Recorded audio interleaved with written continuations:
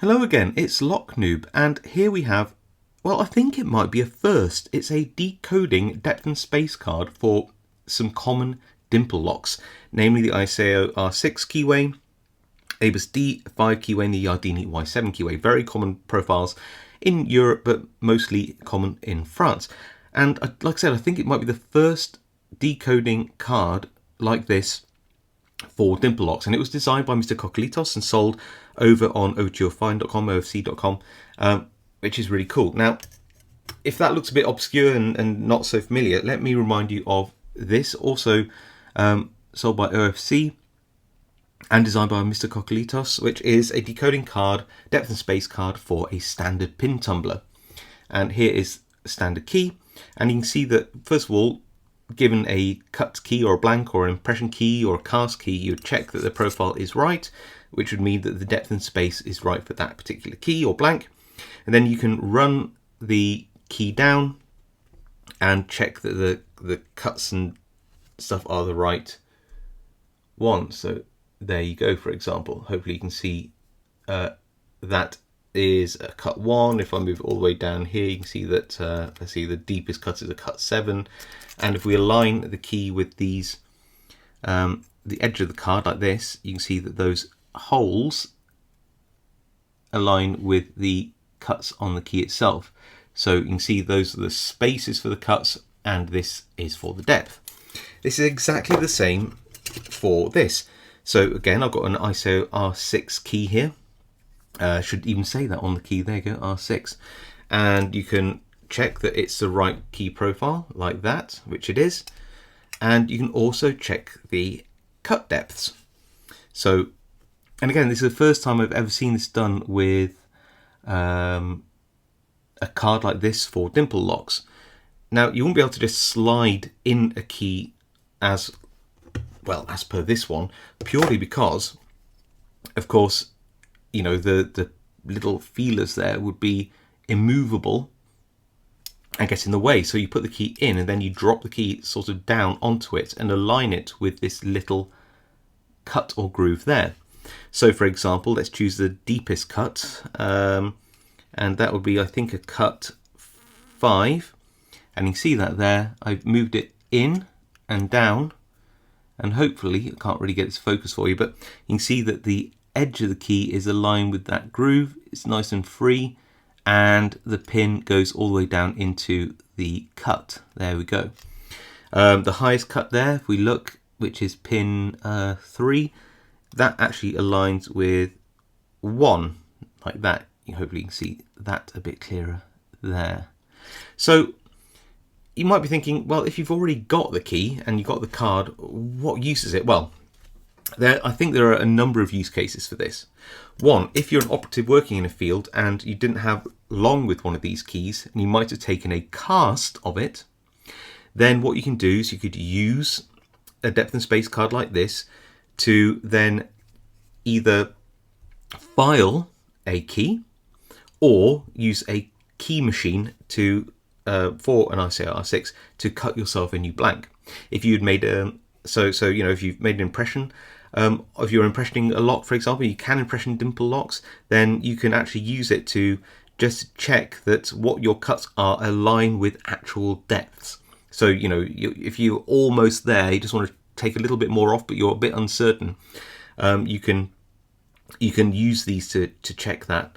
So there's a number of, like I said, a number of different use cases for when you might be making a new key in the field, finding one down, or using a machine and having a broken key or an impression key or a cast key, and you just want to make sure that the depths and spaces are correct. What I didn't show you is actually that the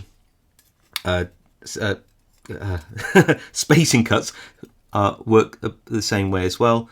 So I'm trying to get an angle which you can see, but if you look down here and you align it with the bow again, you can see that these dots there, or the shoulder of the key, you can see these dots actually align perfectly with those spaces. So again, imagine if you were going to take an impression of a key and you had the blank, you want to check the spacing is right from the initial marks that the lock gives to the blank. You also might want to It even makes little marks or cuts on a key blank first based on that.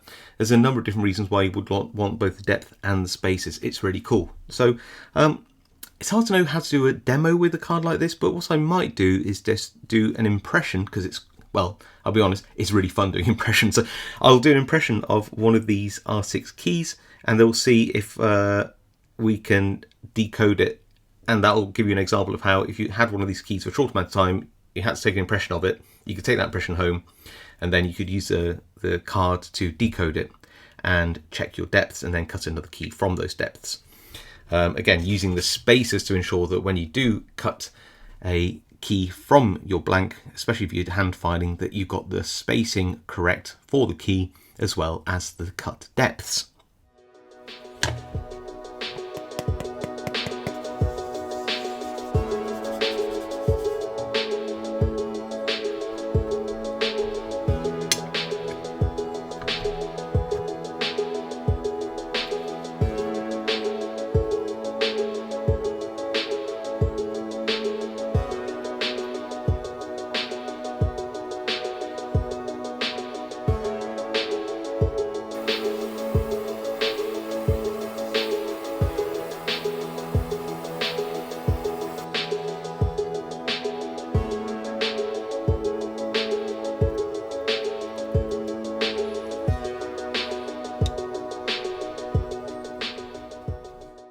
And here we are with the cast key, or should I say the third cast key I did. I had to, using the same mould and impression that I took in that mould, I still had to pour 3 times until I got this key. I just kept getting air bubbles, but I cut some deeper grooves either side of the key to allow venting, and this is what we got. Okay, so small air bubble there, but it doesn't get in the way of the bitting, and it was very clean. You can even see the numbering here. There is the lock. So, and these ISO R6s do have good tolerances, so it has to be a good cast for it to work in here. It's going to remove the flashing on the key on this cast. Make sure I get the right way around. It's got a, there we go, and there we go, perfect. It works absolutely beautifully, which means, of course, that we can then use the decoding card and test our bitting. So let's have a look. So let's do the deepest one, and yep, I can see that that is a 1, and sorry, the shallowest one. Then go to one of the deep ones, which is like this one. I think it was a 5, wasn't it? But we can check that that was still true here. Well, it must be because it worked, and you can see that's a 5. So whether you are trying to do a copy of a key, filing one in, you know, in the wild, or whether you are checking depth and space when you're doing an impression of a key, or whether you are taking a cast of a key and then trying to work out its depths thereafter to cut a key later on, clearly this card works very, very well. So in conclusion, what I'd say is I just want to see more of them. I mean, these are pretty common keyways that you do come across, but again, there are many more dimple locks out there, Yales and Asbas and all sorts of other ones out there. So it'd be really cool to see some more dimple lock cards like this, as well, of course, as more standard pin tumbler decoding cards. So I will watch this space and see what Mr. Kokelitos gets up to. And of course, keep checking the OFC website from time to time to see what else appears. Well, look, I had a lot of fun impressioning this key and playing around with this decoding card. I'd love to know what you think of them. What do you reckon? Would you like to see more of these? Do you use them for impressioning or in the field key cutting or key casting? Let me know. Really love to hear from you. If you like content like this, please leave a like. If you want to comment, leave a comment. I read them all, reply to as many as I can. And of course, if you haven't subscribed, I really appreciate a subscription because it really helps my channel. And I'll see you all next time.